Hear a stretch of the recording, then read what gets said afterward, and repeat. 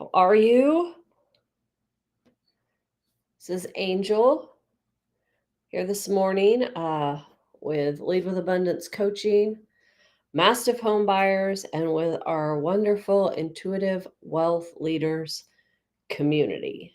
So, if you haven't been here before, welcome. If you're watching this a replay, say hi. I would love to get to know you better. But the Intuitive Wealth Leaders is a community that I'm building around my two passions: real estate investing and coaching. So, uh, I am really excited about it, and I want to bring content and information for internal and external wealth building. So, real estate is my new thing. So, I've only been in real estate about 7 years. And so, it's not something that, I can say I am a seasoned investor necessarily. I've learned a lot. I've had a lot of hard knocks, ups and downs, those learned lessons for sure.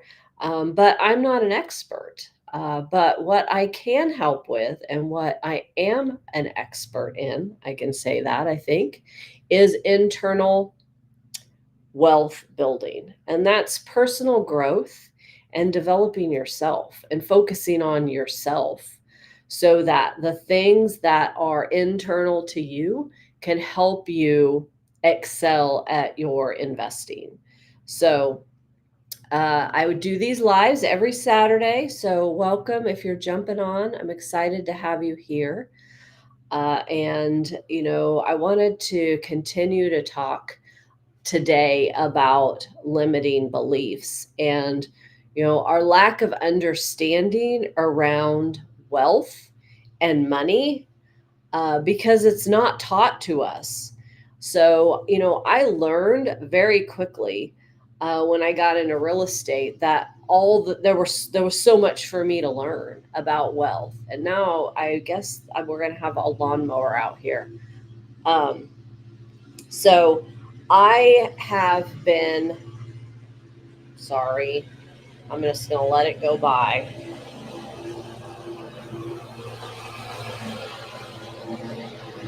I had no idea that was going to be, sorry. When you think. So I had no idea about a lot of things when I got into real estate. And I learned that there were a lot of things that I needed to know that I didn't, and that had never been taught to me, or that I didn't understand, or I understood them from a differing perspective. So, for example, I was a homeowner, had been a homeowner, and uh, I was caught in the 2008. Sorry again. The windows are open because we don't have any air conditioning here today. So this happens every single year. We start out the hot season with no AC and it doesn't work. So it worked a couple weeks ago. But anyways, it's a setback. So what I learned, through 2008, I didn't even know that, I didn't even really understand real estate. I didn't understand stocks or the market or how things worked. What I knew was that I had payments that I couldn't make. I moved, I bought this house.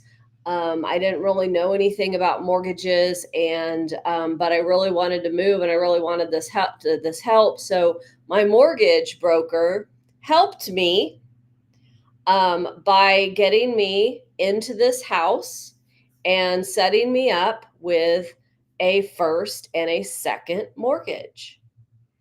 And so that seems like, oh, well, how nice is that? Well, as a homeowner, this was the first time that I'd bought by myself. The previous house that we bought, I was married. And so we kind of learned that together and had an older person that was a friend of the family, advise us and help us with making decisions on that one. But I was all by myself. I didn't know. And I trusted the mortgage broker. He was a friend of mine. And so I got set up with this house, loved the house, excited about moving, had two mortgages. So when they said, well, your payment's going to be about $930 a month. And I'm like, okay, cool. I can afford that. That's great. But what I didn't know and what I didn't understand was then on top of that 930 some dollars was going to be my taxes and insurance, because that was just going to be my principal and interest, right? And so on top of that was going to be taxes and insurance. And then because I had to take out the second mortgage, on top of that was another $236 a month. And so I got there and I'm like, wow, my payments are more than what I was expecting. And wow, I hadn't yet sold my house yet in Hayes. So, I was in a real dilemma and a real difficulty because of all the stuff that I didn't understand. And because the people who advised me thought they were doing well for me to get me what I wanted, but they weren't helping me understand what the um, impacts were or what the downsides were to doing these things. So, that was my lesson learned. And, I didn't get into real estate for a long time. I actually, tried to look for a different house. And what I learned about the market is that, sometimes when you try to downsize to a smaller house and maybe come to a consensus that maybe you don't need this big house and you try to downsize, well, that smaller house is going to be about what you paid for the bigger house. And so you might as well just stay there. So those are my life learning lessons over time about real estate. But it really didn't. All the stuff didn't really click until I got into real estate, and then I was like, oh, wow. And so I strongly believe in internal wealth building. So, our knowledge, building our knowledge around wealth and not just listening to what other people are telling us about wealth, and to build our personal selves so that, we have that can do attitude of, not assuming that we can't do certain things, or that is beyond us. So, I, grew up in a farm family, and, it was like work for what you want. And, I still believe that work for what you want. But I also believe in the idea of, building a community around and having people who do things better than you around you, who can help you build and grow. So that's what really this community is, because I'm not an expert here. I'm not an expert in investing. I am learning along with everybody else. But what I can tell you is that, personal growth is ongoing, and you're always going to be growing, and you always need to be kind of feeding that growth, and giving it more information, and assimilating more things into what you know, and challenging your own thinking. So don't just align and listen to people that you agree with. The way we grow is to listen to people that we disagree with and really come to some consensus or some decision around whether some of that information actually assimilates with us. And so, I think that is, that's critical. Uh, and I would say that I am a pretty, and I don't want to be political, but I'm a pretty liberal person. It doesn't make me attached to any kind of party, because I'm not. But I'm a pretty liberal person. And that to me means I'm liberal in the sense that, you know, What you do is none of my business. What my neighbor does is none of my business. And if it's really not impacting me, I shouldn't worry about it.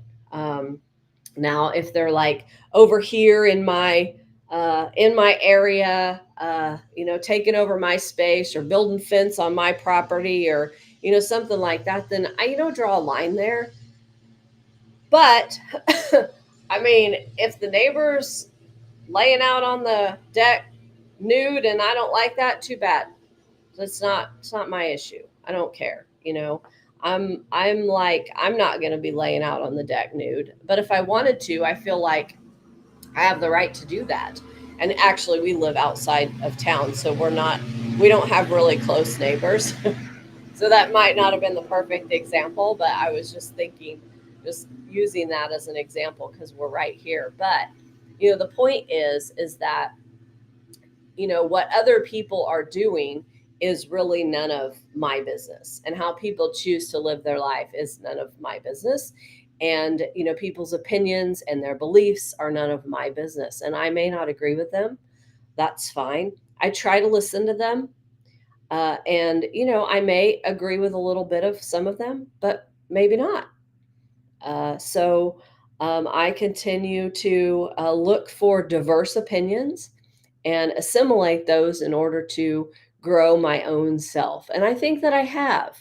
I think that I bring myself kind of in the middle, that, I feel like we have to listen.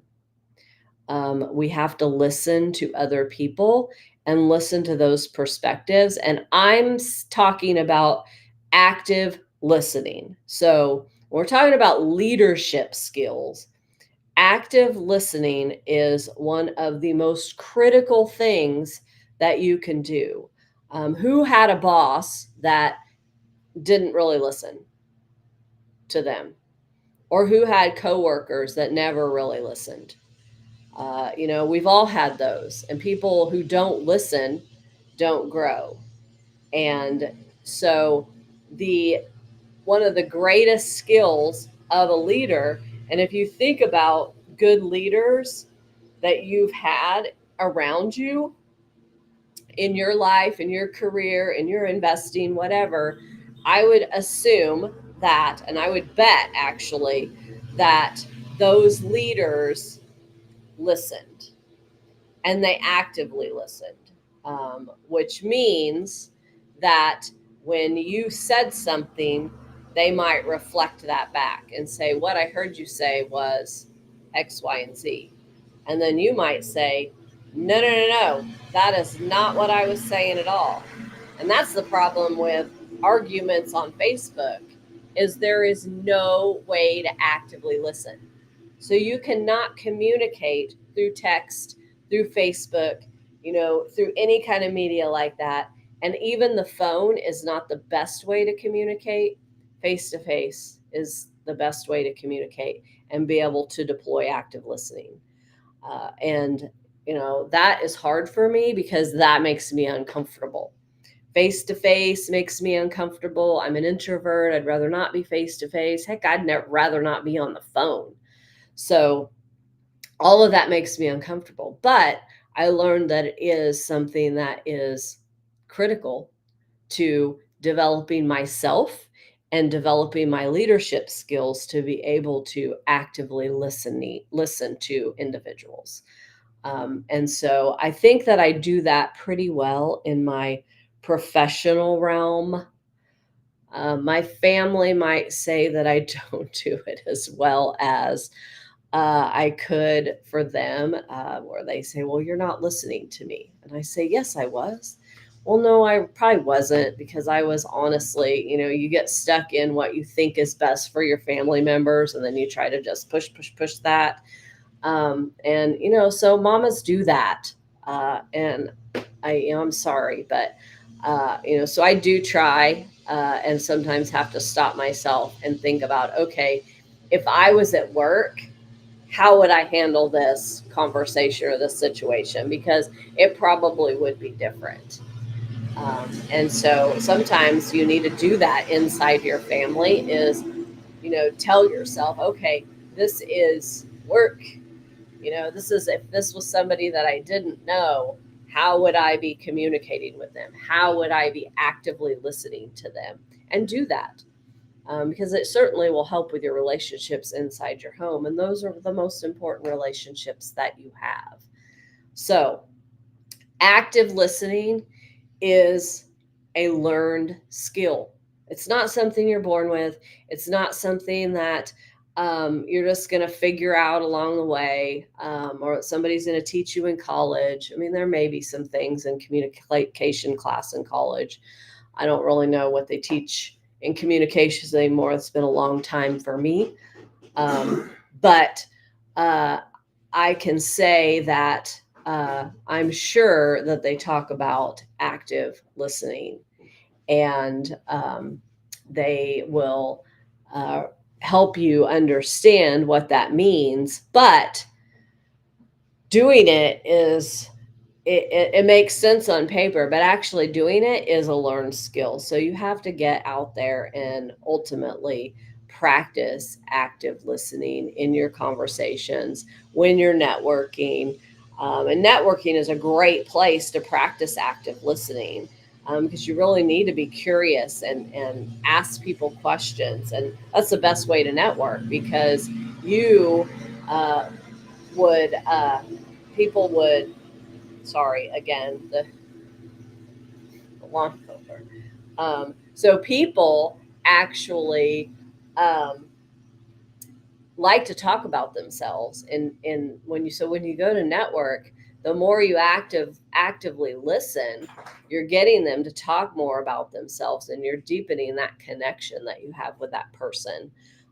So if you do that with a few people, you can leave that networking session with a few good people that you are going to remember, and that you're going to remember their name. You're going to remember something about them because you actively listened to what they were saying. So I am going to wrap up here and see what's going on with the lawn out there. But I am glad you're here, and hopefully this is helpful. I want to, continue these. I'll be back every Saturday is the plan, to be here to talk about these, talk about, whatever, so we can grow our internal wealth. There will be some things about external wealth as well, because I know that's what investors really want to learn about, is investing and how to grow wealth and how to take care of your family. But let me help you with your internal wealth first. So if you are looking to grow in any way, if you're looking to kind of find your niche in real estate investing, set some goals in real estate, you're wanting to kind of figure out what your business plan needs to be, any of those things, reach out. Those are the things that I do one on one with folks. So I hope that you will reach out and let me know how I might be able to help you. And how that works is, I will kind of actively engage in a conversation with you, and hear what it is that you need, and then put together a proposal for you and share that. And so we can negotiate that, and then we kind of go from there. It's pretty simple. So I hope that you all have a great Saturday, and I will see you back here, same time, same place, next week, Saturday. So have a happy one.